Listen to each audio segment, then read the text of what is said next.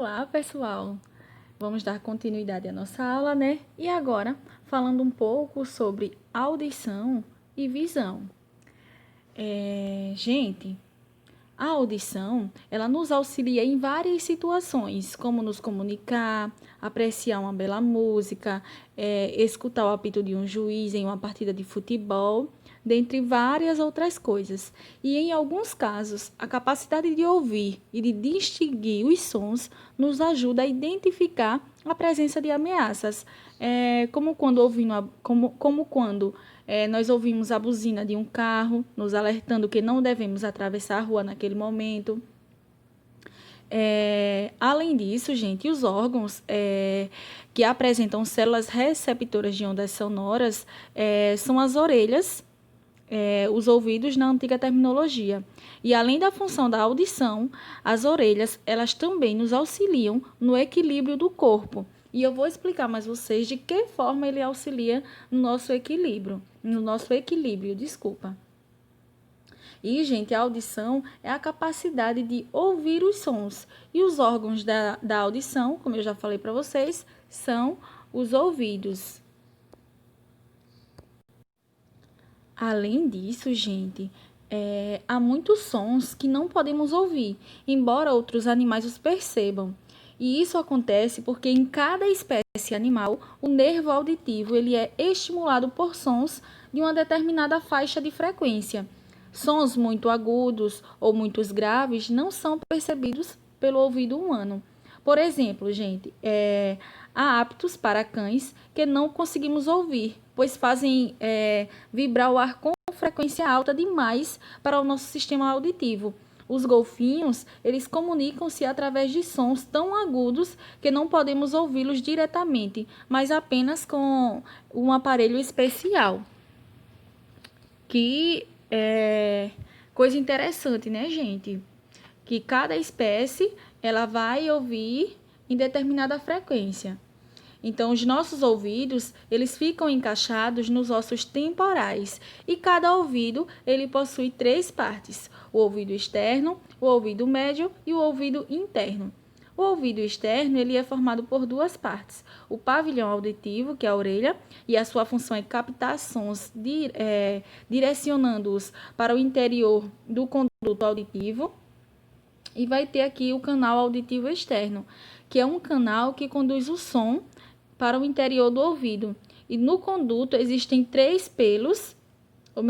existem pelos e glândulas que produzem o cerumen, que é uma espécie de cera amarelada. E os pelos e o cerumen, gente, eles protegem o ouvido contra a entrada de corpos estranhos, como poeira, micróbios e vários outros. Já a orelha média, gente, ela é composta de membrana tipânica, também conhecida como tímpano, de 3 ossículos, que é o martelo, a bigorna e o estribo. E também da tuba auditiva. E a membrana tipânica, gente, ela vibra de acordo com as ondas sonoras que chegam até ela. E os 3 ossículos, o martelo, a bigorna e o estribo, eles articulam-se entre si. E o último deles, ou seja, o estribo, ele comunica-se com a orelha interna. A tuba auditiva, gente, ela é um canal que se conecta com a parte superior da faringe. E esse canal, ele tem a função de permitir que o ar ele entre na orelha média e saia dela. Assim, gente, a pressão interna da orelha média, ela se equilibra com a pressão externa do ambiente.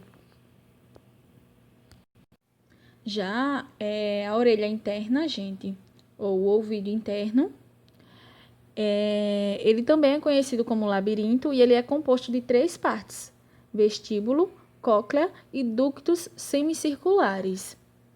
E a função de cada um deles, gente, o vestíbulo, ele é essa cavidade, né, que é separado do ouvido médio pela janela oval. Além disso, o vestíbulo, ele corresponde à parte do labirinto que recebe as vibrações provenientes da orelha média. E nele há um orifício que é dotado de membrana, denominado de janela oval ou janela do vestíbulo.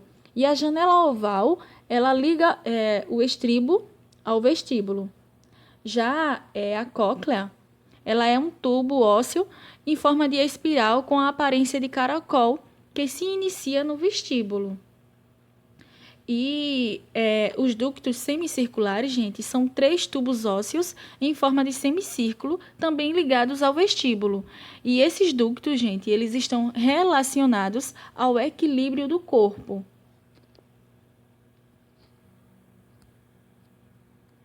Aqui eu trouxe esse esquema do ouvido humano só para a gente identificar aqui as partes. Deixa eu mostrar aqui para vocês. Aqui está a cóclea, tuba auditiva, ouvido médio. Aqui, canal do ouvido, martelo, bigorna, labirinto.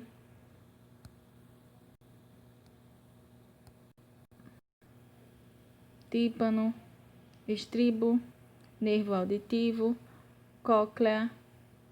Então, aqui é para vocês observarem as partes do ouvido. E, gente, eu vou destacar aqui para vocês os ductos semicirculares, ou seja, canais semicirculares, que eles se localizam aqui. E eu vou falar para vocês a relação entre os ductos semicirculares e o equilíbrio do corpo. Como eu falei anteriormente para vocês, gente, além da audição, a orelha ela também se relaciona com o equilíbrio do corpo.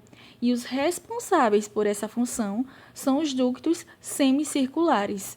Assim como o vestíbulo e a cóclea, os ductos semicirculares, gente, eles têm em seu interior o líquido que é a endolinfa. E quando movimentamos a cabeça, seja andando, pulando, deitando, girando, etc., consequentemente, a endolinfa, ela também se movimenta. Com isso, gente, ela estimula as células sensoriais que transformam os estímulos recebidos em impulsos nervosos.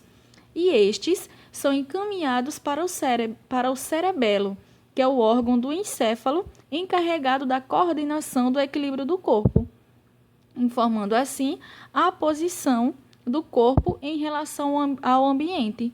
E depois de receber a informação, o sistema nervoso, gente, ele comanda involuntariamente certos músculos que atuam na ação do equilíbrio do nosso corpo. E agora, gente, vamos falar um pouco sobre a visão.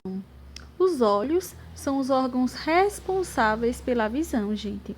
A visão é o sentido relacionado à percepção dos estímulos luminosos.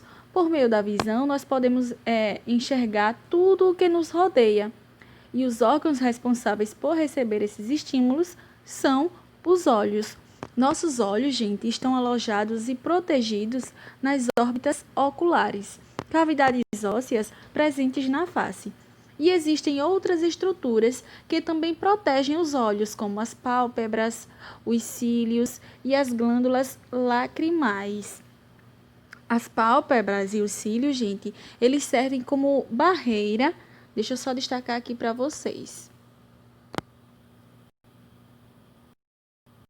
Aqui, a pálpebra.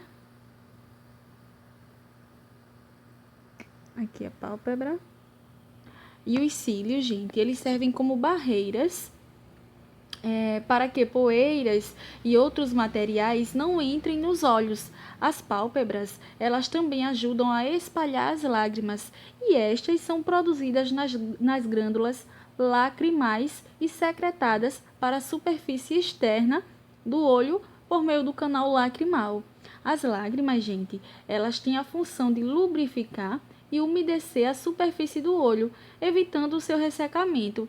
Além disso, elas também limpam os olhos e têm substâncias capazes de eliminar micro-organismos que podem causar infecções, como alguns fungos e bactérias. Gente, o bulbo do olho, ou o olho, ele é protegido por 3 membranas: a esclera, a coroide e a retina. E o primeiro que a gente vai falar aqui é a esclerótica. que é a membrana mais externa, de cor branca e opaca. Na parte da frente, ela apresenta uma saliência e é transparente, recebendo o nome de córnea. E eu vou destacar aqui para vocês.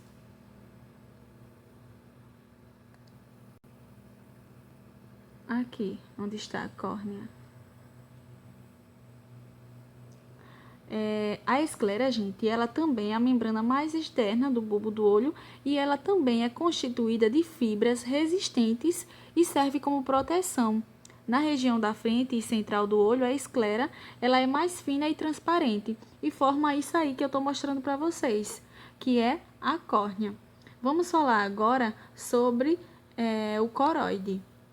O coroide, gente, ele está localizado sobre a esclerótica e é muito rica em vasos sanguíneos.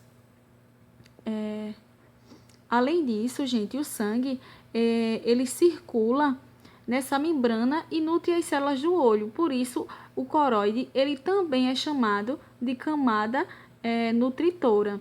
Deixa eu só destacar aqui para vocês onde está o coroide. Olha aqui onde ele se localiza.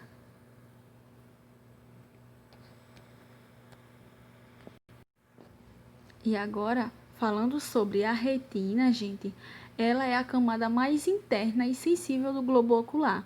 E ela é formada por um prolongamento do nervo óptico. E esse nervo, ele tem origem no cérebro e penetra no olho atravessando a esclerótica e a coroide. E a partir daí, a cor da retina é sempre preta. Deixa eu só mostrar para vocês aqui onde se localiza a retina. Olha ela aqui, gente. Ó, retina.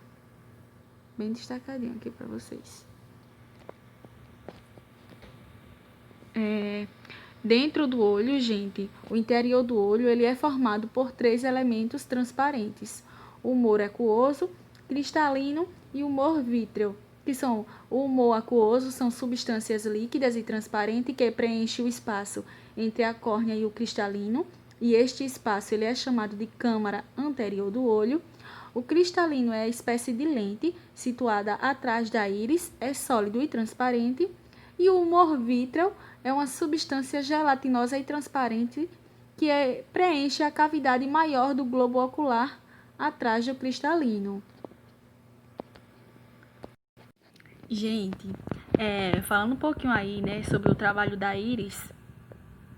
A íris é essa porção colorida do olho e ela é formada por músculos que se contraem e se distendem, promovendo a abertura e o fechamento da pupila, que é o orifício localizado no centro da íris. É através da pupila, gente, que a luz penetra em nossos olhos depois de passar pela córnea.